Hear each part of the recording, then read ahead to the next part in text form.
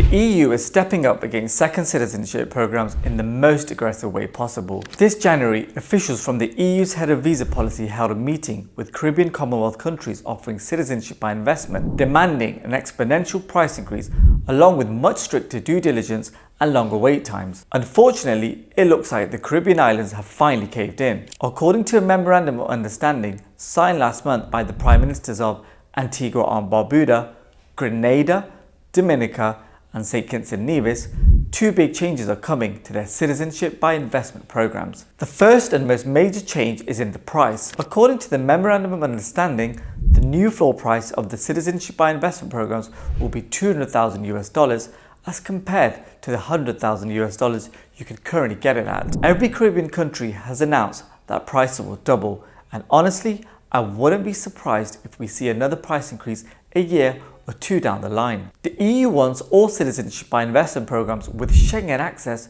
to ultimately price themselves many times higher. The current price increase might sound shocking, but it's only the beginning. The increase in price, which is expected to go live from June the 30th, isn't the only change these countries are making to their citizenship programs. The second major change announced in the official memorandum is tighter regulations. The memorandum says that a new regulatory body will be established to oversee all new citizenship applications. Tighter security protocols, stricter due diligence, and tougher verification process are being suggested. And all of these changes are expected to roll out on June the 30th. Even now, the processing time of these citizenship programs has gone up from 6 months to almost a year in some cases. Both the US and the EU have repeatedly made it clear that they want to drastically reduce the number of people obtaining second citizenship, and tighter regulations are how they're going to do this. The Malta Citizenship by Investment Program, which the US is often called an exemplary program, rejects 1 out of every 4 people that apply to it,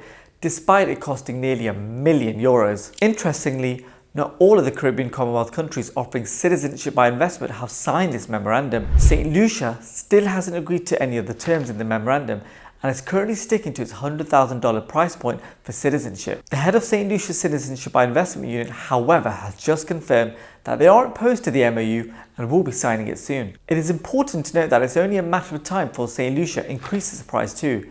Just last year, everyone was shocked when St. Kitts and Nevis increased the minimum investment requirement for its citizenship program to $250,000. And now we're at a point where every Caribbean country has announced that they're going to double their prices. For people who've been a part of this industry, none of this is new. The Caribbean Commonwealth countries increasing the price of their citizenship by investment program is actually part of a larger global trend, where in the last few years, we've seen some of the biggest and most reliable second citizenship and even residency programs in the world increase their prices or shut down entirely. Turkey, for example, has raised the minimum threshold for their citizenship program twice. First from $250,000 to $400,000 in 2023, and then from $400,000 to $600,000 expected at the end of this year. And if we talk about second residency options, Greece, one of the most popular golden visas in Europe, on the other hand, also just increased the price of its golden visa for the second time round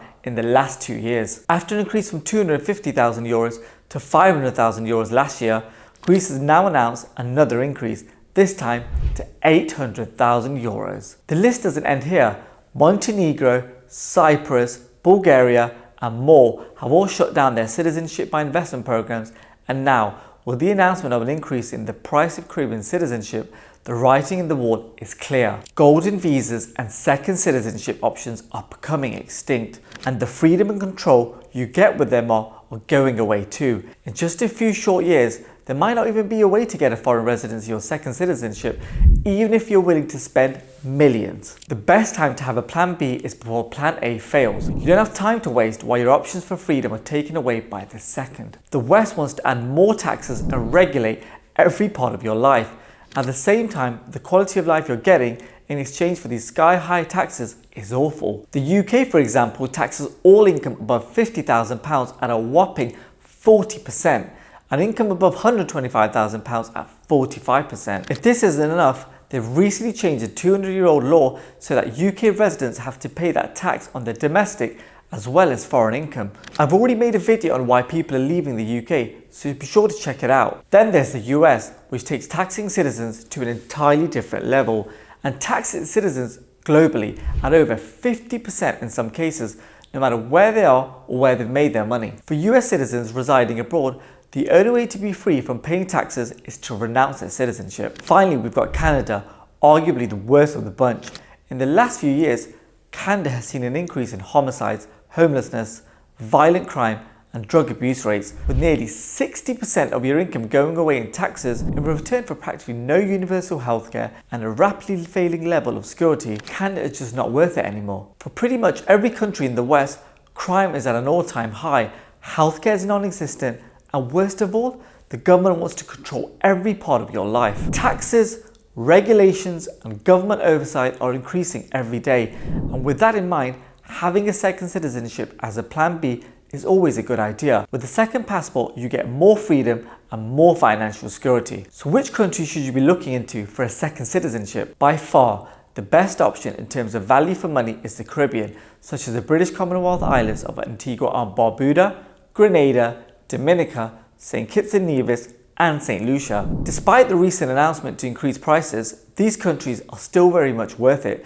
since you're basically paying zero income tax, zero capital gains tax, and zero inheritance tax, and also there's zero personal wealth tax for the rest of your life. In fact, I would even say that after the price increases, these countries are even a better option, since you're also getting access to top-of-the-line international mobility in exchange for the higher price. Even with the new regulations, the entire process of obtaining citizenship in these countries is still fully remote, and you can get citizenship in approximately 6 months after investing into the country's economic development fund. As someone whose firm has helped numerous individuals get second citizenship and secure financial freedom, I would recommend that you start the process today rather than paying double for a plan B 2 months from now. If you need help figuring out which residency or second citizenship is the right option for you, book a call with me today or check out my website in the description below. Thanks for watching.